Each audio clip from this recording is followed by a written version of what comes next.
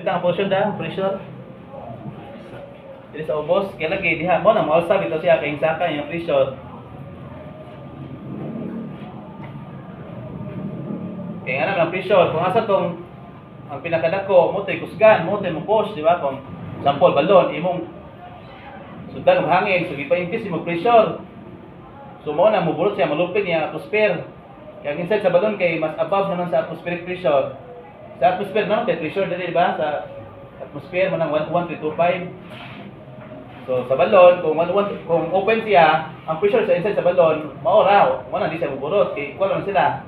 Kung imong butang hangin, usaka ang pressure above na sa atmospheric, malupig na tong sa atmospheric mo na mubulot siya.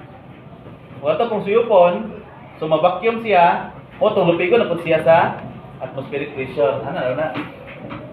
Kung apo tayo low pressure mo na mga hangin mudong dito sa low pressure. Bagyo. Ito mudong itong mga hangin, kaya kung hita, magiging ma-under nila ba? Lupigon man sa pressure. Okay. So na tayo mga relations. Ang ina to eccentricity, katong na dili makita. Eccentricity difference sa center sa journal o sa bearing. By the way, katong ingon film thickness bitaw natin, itaw minimum film thickness mo ni siya. It's minimum dire, but sa book of pairs, it's sub o ang yung symbol. Importante na siya kay usa na sa basihan sa design na ba nga may bawaan so pilay ang iyang film thickness bitaw. Minimum film thickness, it's sub o. So na mga based ani siya nga mga drawing mo come up ni siya nga mga formula. Dapat ay epsilon is eccentricity ratio sa eccentricity o sa radial clearance. Then mo relate po siya sa minimum film thickness. Kani makita niyo dito. Kani masabtan naman kung tanawon dito sa katong figure na mga dimensions bitaw. Plus minus ro na, plus minus. Yan na po maggamit ng Pythagorean.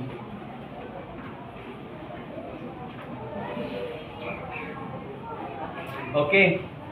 Sa aning problems nga sa journal na to design, na siya tungod kay daghan siya mga variables.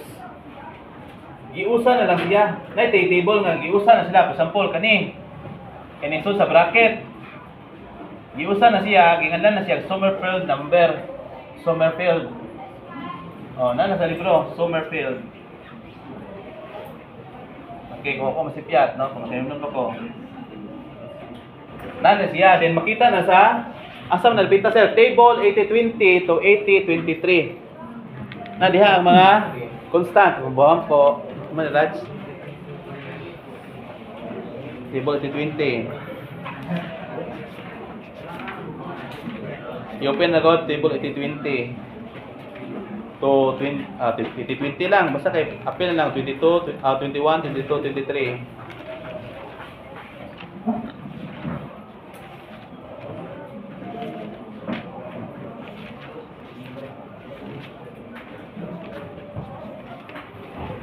Okay, kani. So sa table, ang first column makita nimo ang ratio sa L over D. L over D. Basta ito ng L? Length or width of the journal bearing. Ang D, diameter of the journal. No? Pero dili, ratio siya. Ratio. Sa problem po, ang ibutang na dito kay di na ibutang itong D equal to L equal to number na yan. For example, yun siya. Example, 3 by 4. 3 inches by 4 journal bearing. Kung yan na, 3 inches by 4 inches. Simultana mo ba? Asa may diameter sir? Asa may ang length? Ani? Saka, palihan niya sa kanang sa cylinder. Sa combustion engine ba? Nga magunag itong bore. So, meaning mo niya, diameter. Kanya sunod ang stroke sa combustion engine, pero dili stroke man ito kani ato is length ni siya or width. Ang second number mo na length.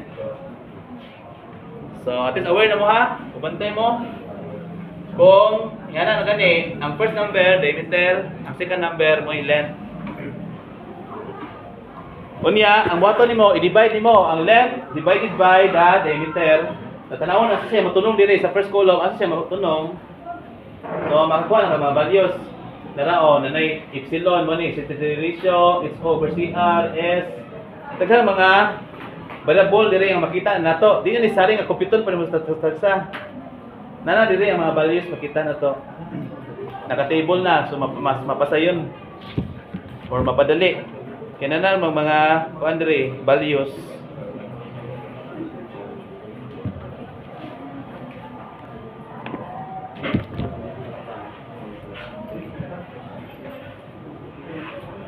So kana gamiton to sa atong design po na mag-twista.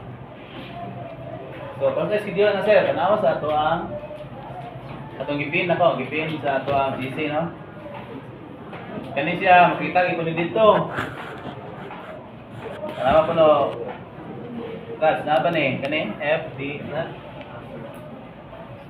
Ay summerfield number ato ni mao ni sigma na no. Kani na diha.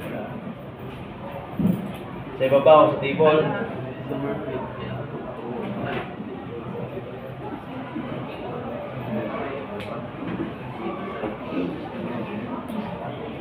Kani, dala.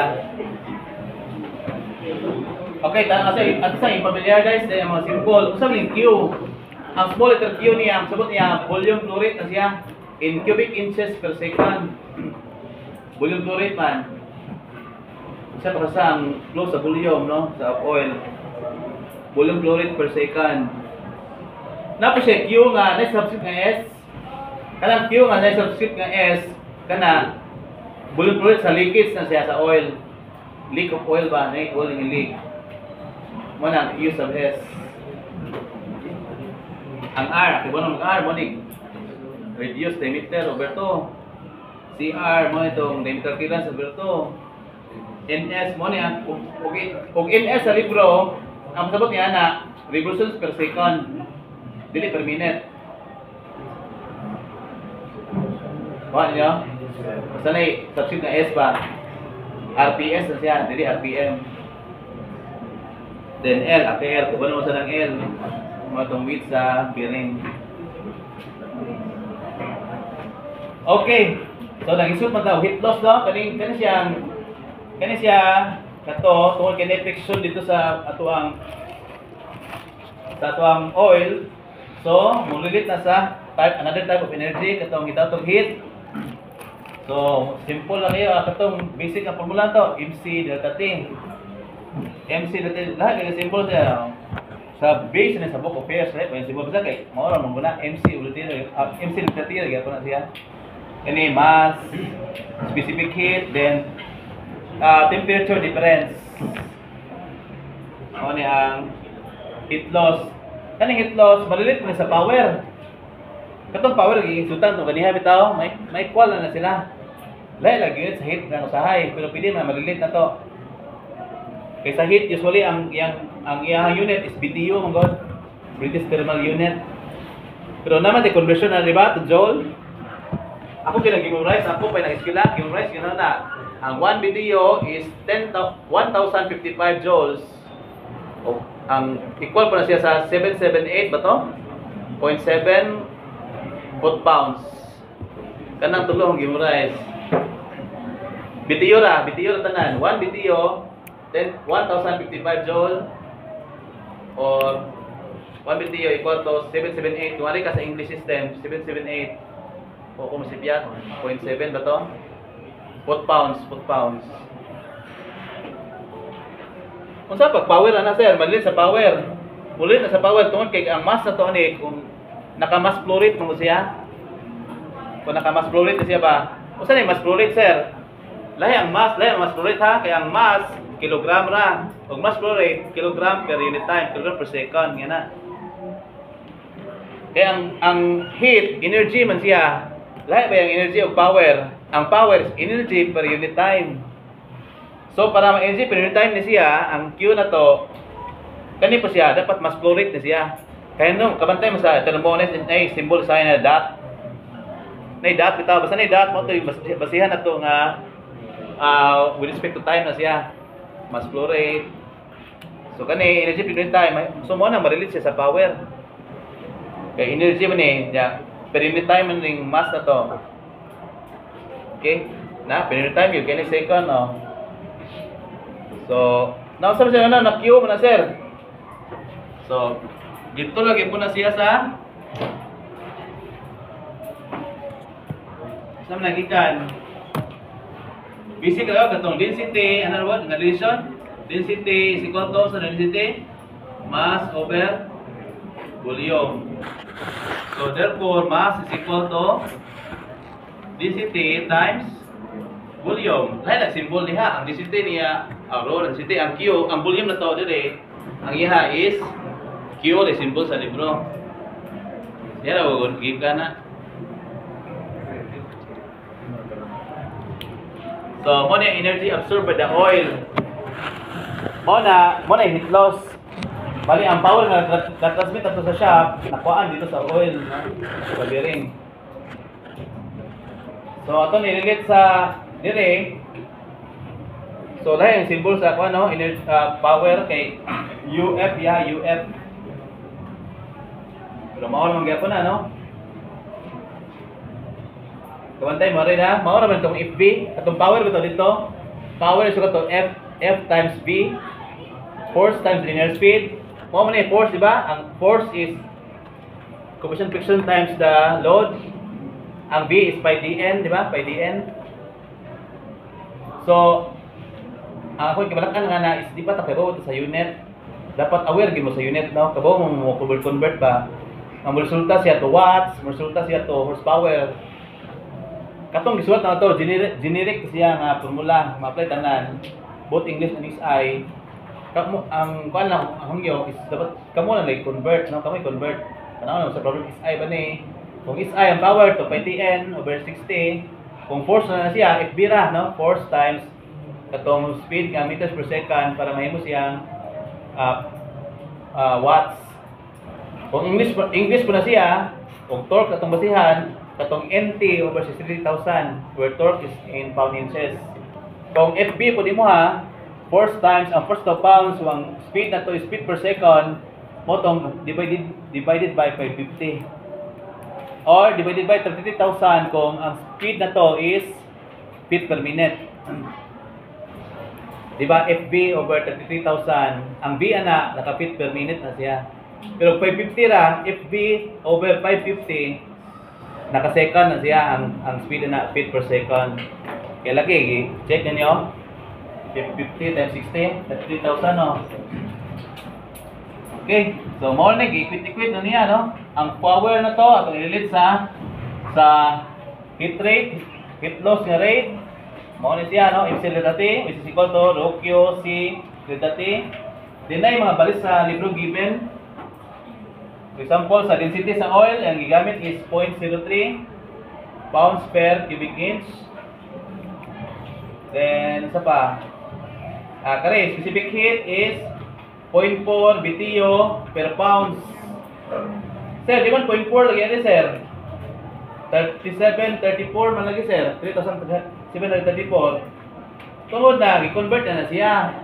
I-convert na siya. Ang katugingan ng BTU, yung mo na i-convert to foot pounds. Ito conversion, at isingan to no, mo equal ba? Conversion. Mura-mura na mag-tanong mo na yung ano no? So, conversion na to. So, 0.4 na BTU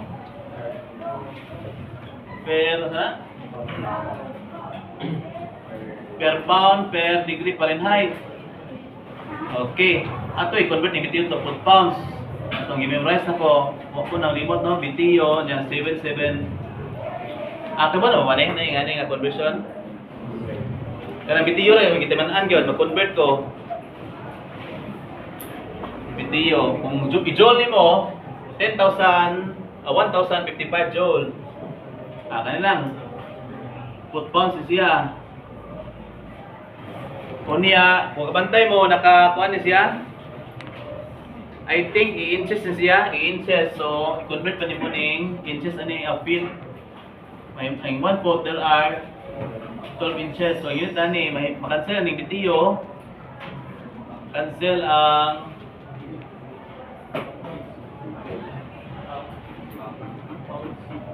ayun, kasi ang pound kay unit pa ng pounds na foot pounds, yung energy mo na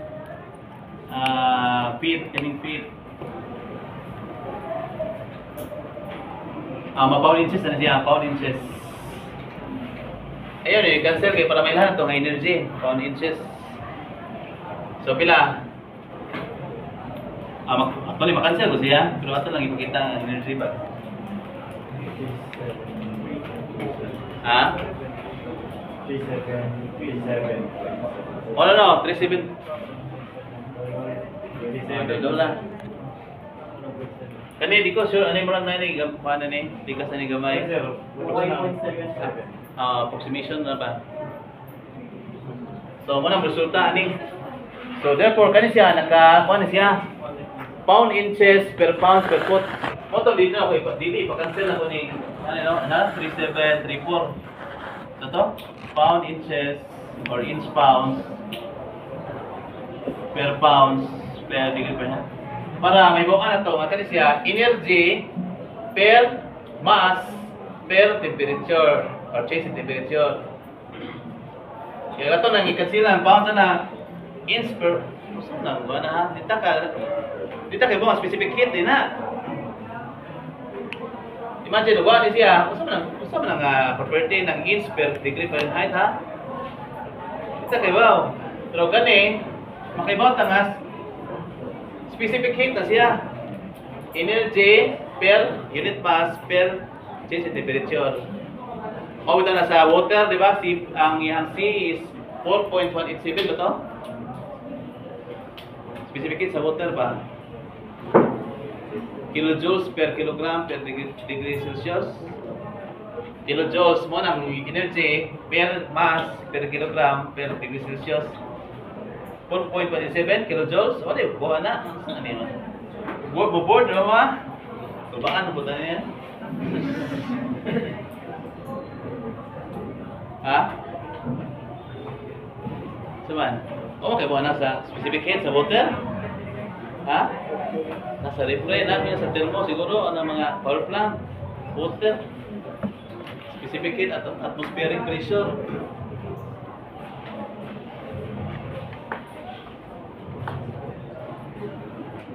Okay. Kani shortcut formula na siya nanay nakakuan ni, nakabutang nga unit ani.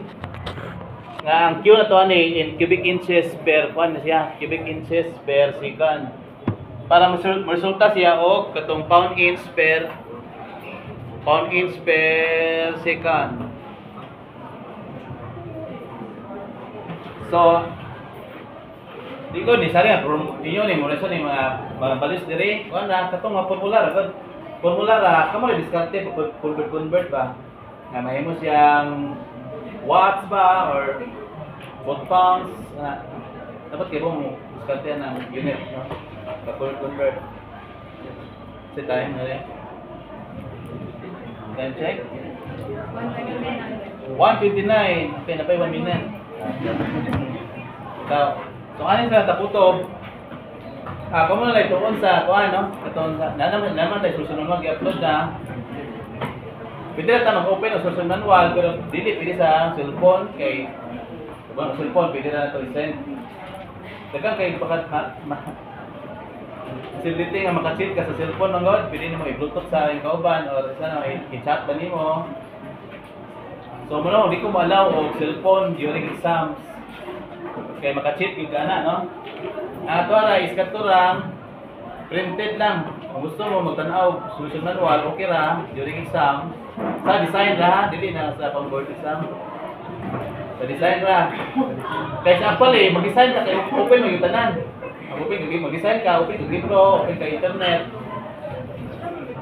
so tungod kay atong i-assess ang inyong skills sa pag-design now bigod ka ma-prevent ko ng cheating so mo na bawal ang cellphone so i-allow na to pag print lang mo itong susunod manual kung gusto mo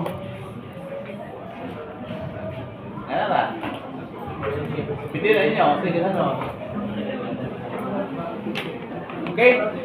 So, I think ano sa tama. Then, before you leave, please return the katawang plastic dito. Niya, kung may mo kunay mga papel-papel or mga sagbot yan, pagmita paliho. Okay, so see you next week.